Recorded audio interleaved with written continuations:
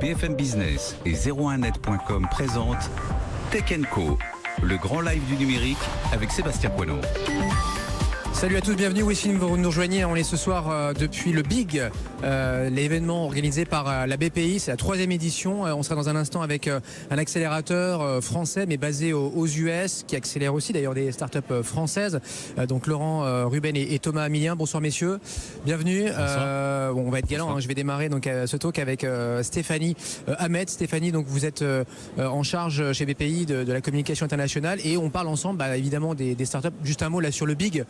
Alors Big, vous l'avez dit, BPI France Inno-Génération, oui. C'est sa 3e édition. C'est le plus gros événement entrepreneurial en Europe qui rassemble plus de 30 000 entrepreneurs à l'Accor Hotel Arena à Paris. C'est la 3e fois, vous le faites à chaque fois ici. Effectivement, ça fait des dizaines de milliers de personnes, essentiellement entrepreneurs, investisseurs qui viennent échanger, faire du business. On n'est pas sur un salon classique avec des stands, de stand en stand. C'est pas du tout le. Exactement, il y a des ateliers pour apprendre plusieurs choses sur différents sujets précis. Il y a aussi l'opportunité de networker, de rencontrer des gens. Et voilà. Niel ce matin, patron de L'Oréal évidemment, Jean-Paul Agon, on a des patrons de Tencent, enfin voilà, beaucoup de gens viennent ici prêcher la bonne parole, dire qu'on va dans le bon sens mais qu'il faut toujours aller plus vite. Parmi les initiatives là, que la BPI annonce cette semaine, c'est ce Global Startup, My Global Startup. Stéphanie, est-ce qu'on peut en dire plus? Là pour le coup c'est la première édition de ce concours, voilà. Mais c'est pas un énième concours. Exactement, non. Donc c'est la première édition de My Global Startup. Comme vous l'avez dit, c'est un concours qui a été lancé pour aider les startups dans leur développement à l'international. Donc ça consiste pour les startups à pitcher face caméra, donc à présenter leur activité pendant 2-3 minutes dans le but de remporter un programme d'accélération de 3 mois dans l'un des accélérateurs partenaires de l'opération. Donc la petite spécificité, c'est que les accélérateurs sont un peu situés aux 4 coins du monde. Donc on a notamment French Accelerator représenté ici par Laurent Ruben. Ils sont basés à Los Angeles. Il y a aussi DXNode basé à Shanghai et Afrique Invest basé à Tunis. Donc chacun de ces 3 accélérateurs va offrir un lot d'accompagnement à ces startups qui passera par différents points. Donc il y aura premièrement de la mise à disposition d'ateliers pour accompagner les startups sur des aspects stratégiques, financiers, juridiques. Il y aura aussi de la mise en relation qui sera faite, qui est très importante pour les startups lorsqu'elles arrivent sur un nouveau marché. Donc il y aura de la mise en relation avec des leveurs de fonds, des communautés d'entrepreneurs en local. Il y aura aussi de la mise à disposition de bureaux et d'espaces de coworking pour les startups. Et pour finir, il y aura évidemment aussi l'aide à la création de l'entité locale de la startup. Voilà, c'est une bonne présentation. Effectivement, Laurent, je vous poserai aussi la question dans un instant. Mais est-ce que c'est important d'être accéléré, incubé dans le pays qu'on vise sur le plan du business là? Si je veux être aux États-Unis, il faut aller aux États-Unis? Alors c'est toujours mieux d'être accéléré dans le pays visé, étant donné que les personnes qui les aideront là-bas auront vraiment tous les contacts pour les mettre en relation avec leurs cibles, oui, et les personnes qu'elles souhaitent rencontrer sur place.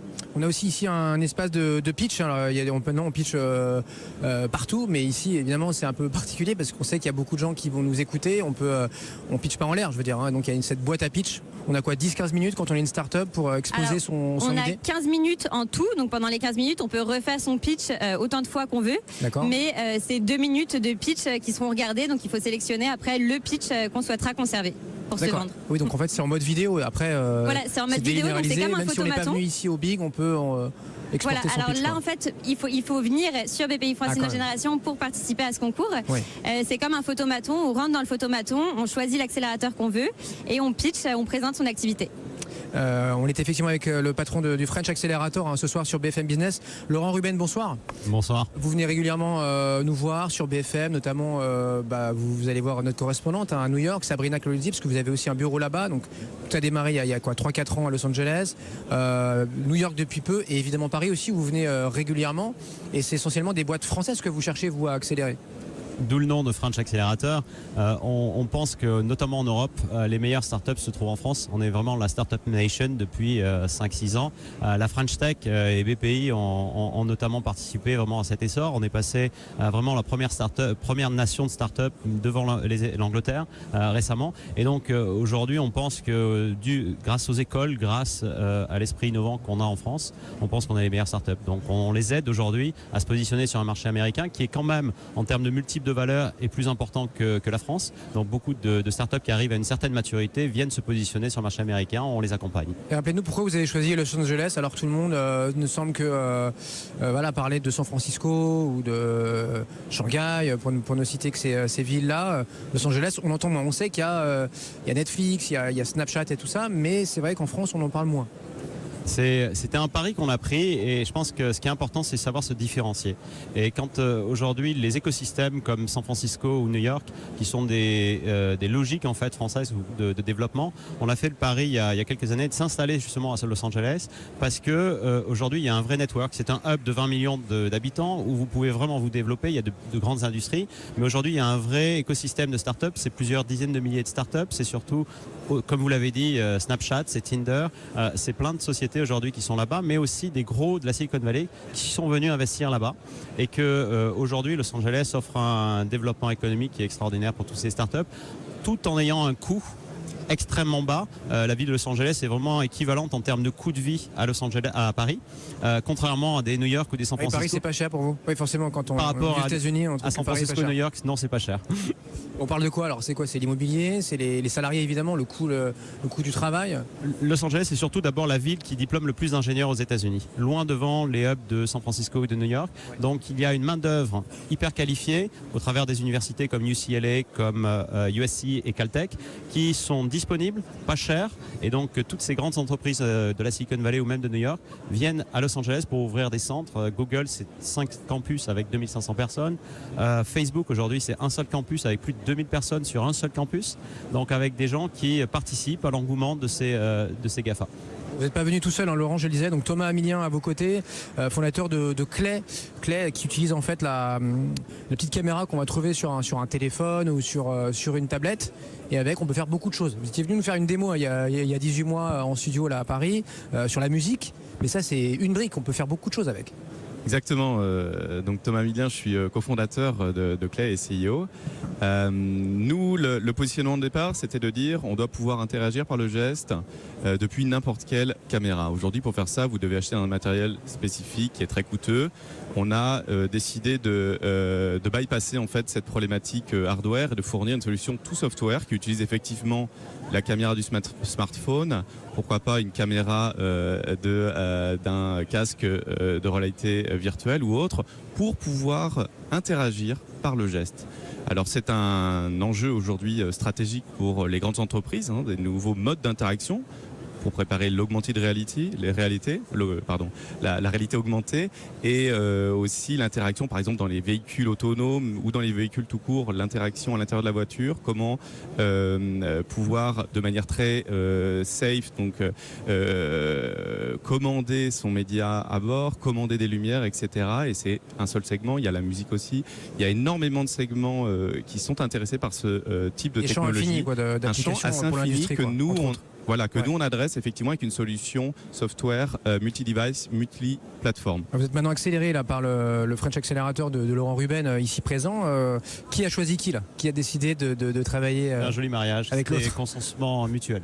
Exactement. Il y a votre femme qui vous écoute, Laurent. Va demander le divorce après. Effectivement, moi je cherchais à m'installer aux États-Unis pour avoir un rayonnement mondial par rapport à cette technologie. On va être les leaders et c'est ce qu'on cherche à faire aujourd'hui. On est en phase de roadshow, de levée de fonds. Hein. Dans cette optique-là, on a convaincu beaucoup de partenaires aux États-Unis, des partenaires industriels en Europe et en Chine. Vous cherchez à lever combien pour On cherche à lever un certain montant. D'accord, il ne veut pas le dire. Bon. Plusieurs millions alors. Voilà, plusieurs millions de dollars, effectivement. C'est fastoche, ça va de 1 à 100, plusieurs millions. Exactement, plusieurs millions. Tout ça pour renforcer notre équipe sales. Les vendeurs, les commerciaux. Voilà, aux États-Unis. J'ai monté la société en association avec Laurent en avril dernier. En l'espace de 4-6 mois, on a vraiment explosé sur le marché américain.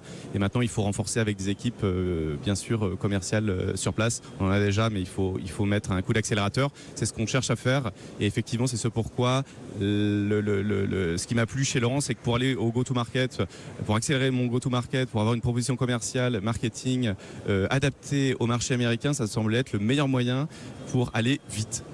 Ça a été un coup de cœur aussi pour vous, Laurent, là, comment on décide de dire tiens, cette boîte-là, j'en ai vu des dizaines, des centaines, mais celle-là, je veux faire un bout de chemin avec elle. C'est un choix qui est difficile. On reçoit une centaine de dossiers par mois et aujourd'hui, faire le travail de sélection des startups, c'est devenu un job presque à plein temps. Et quand on tombe sur, avant de tout, pas tant un produit, mais plus sur une équipe. Quand vous rencontrez des gens comme Thomas, son associé, Jean-Baptiste et le reste de leurs ingénieurs qui sont brillantissimes, voyez après, bien sûr, le produit et les applications possibles. Tout de suite, on arrive à en découler les logiques business, bien sûr, derrière. Donc aujourd'hui, c'est un processus qui est extrêmement difficile, mais on a fait le bon choix avec Thomas. Laurent, vous n'êtes pas venu les mains vides. Concierge, vous êtes venu avec cette petite box là. C'est le dernier né de la famille French Accelerator. Oui. Concierge est à votre service. C'est un objet IoT, IoT comme on dit dans le jargon, qui réunit à la maison tous les objets. C'est le seul device qui va avoir la possibilité de se connecter avec tous vos objets connectés à la maison. Que ce soit les serrures, que ce soit votre alarme. Appelez Uber, vous tapez une fois sur la cloche et vous avez la possibilité d'avoir Uber 2 minutes après devant votre maison. C'est vraiment un outil qui est vraiment le seul à avoir réconcilié le monde Apple et le monde Google. Tous les objets sont connectables. Et donc, on a travaillé depuis quelques temps avec Lionel Debrune, leur fondateur. Et il a une vision pour la distribution française. Il est déjà distribué en France. Et là, maintenant, on s'attaque au marché américain avec les gros Best Buy, les Staples, les Home Depot et compagnie. Une sorte de hub donc pour les objets connectés. Stéphanie Hamet, BPI, elle rêve de quelle géographie aujourd'hui toutes les startups que chez BPI, ça va être les US, la tarte à la crème, ou ça va être plus original, plus exotique? Alors ça peut être vraiment partout, ça dépend des besoins de la start-up, du marché qu'elle vise selon son activité. Ça peut être du coup tous les continents du monde. BPI France a vocation à aider les start-up justement, à les accompagner à l'international, peu importe là où elles iront. Et on le voit ici d'ailleurs, il y a plein de pays ou régions représentées avec des représentants qui peuvent vous aider, vous donner les bonnes connexions locales.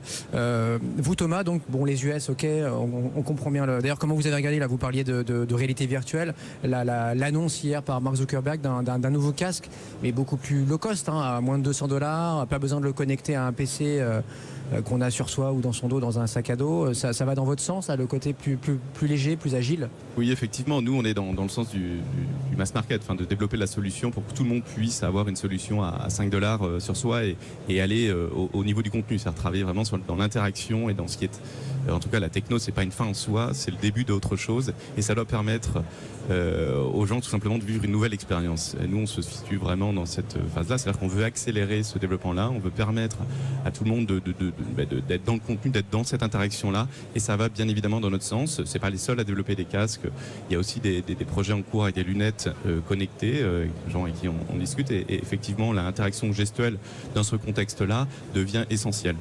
Il y a la reconnaissance faciale d'Apple et il y a la reconnaissance maintenant gestuelle de Clay. Merci beaucoup Thomas. Merci beaucoup. Clay, donc c'est L-A-Y avec nous ce soir sur BFM Business dans Tech & Co. Laurent Ruben, le French Accelerator, Los Angeles, New York et Paris évidemment aussi pour dénicher ces pépites. Et Stéphanie Hamet qui était avec nous donc pour ce quart d'heure de BPI, chargée de communication internationale chez BPI. Merci beaucoup Stéphanie. À très vite. Courte pause dans un instant. Autre idée, autre proposition. On sera avec celle qui justement propose d'encadrer ces startups, mais de les mettre là pour le coup, les pusher là auprès des corporates, auprès des grands groupes. C'est juste après ça. Courte pause. Tech & Co ce soir donc depuis l'hôtel Accor Arena. Le Big BPI, donc l'innovation au cœur de cette soirée. On est ensemble jusqu'à 22h.